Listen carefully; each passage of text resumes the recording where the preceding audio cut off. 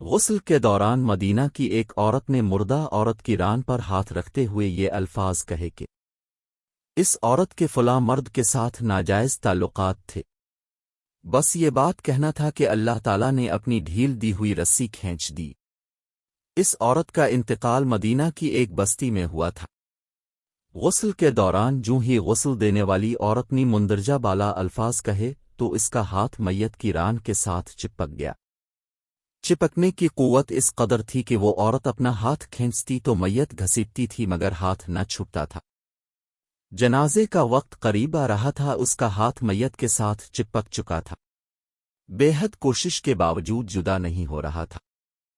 تمام عورتوں نے اس کے ہاتھ کو پکڑ کر کھینچا، مروڑا، غرض جو ممکن تھا کیا، مگر سب بے سود رہا۔ دن گزرا، رات ہوئی، دوسرا دن گزرا، پھر رات ہوئی، سب ویسا ہی تھا۔ میت سے بدبو آنے لگی اور اس کے پاس ٹھہرنا بیٹھنا مشکل ہو گیا۔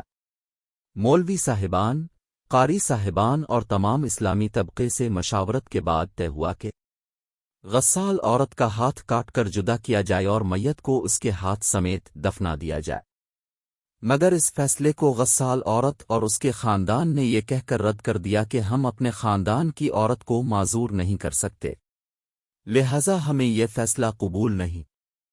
دوسری صورت یہ بتائی گئی کہ میت کے جسم کا وہ حصہ کاٹ دیا جائے اور ہاتھ کو آزاد کر کے مت دفنا دی جائے، مگر بے سود۔ اس بار میت کے خاندان نے اعتراض اٹھایا کہ ہم اپنی میت کی یہ توہین کرنے سے بہرحال قاصر ہیں۔ اس دور میں امام مالک قاضی تھے۔ بات امام مالک تک پہنچائی گئی کہ اس کیس کا فیصلہ کیا جائے۔ امام مالک اس گھر پہنچے اور صورت حال بھانپ کر غسال عورت سے سوال کا، یہ عورت، کیا تم نے غسل کے دوران اس میت کے بارے میں کوئی بات کہی؟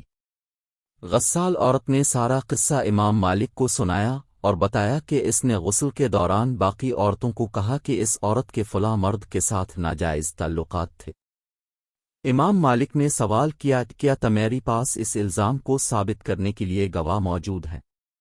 عورت نے جواب دیا کہ اس کے پاس گواہ موجود نہیں۔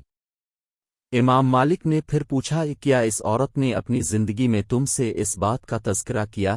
جواب آیا نہیں۔ امام مالک نے فوری حکم صادر کیا کہ اس غسال عورت نے چونکہ میت پر تہمت لگائی ہے، لہذا اس کو حد مقررہ کے مطابق 80 کوڑے لگائے جائیں۔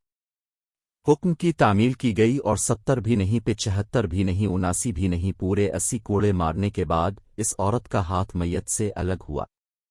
آج ہم تہمت لگاتے وقت ذرا بھی نہیں سوچتے۔ استغفر اللہ۔ حوالہ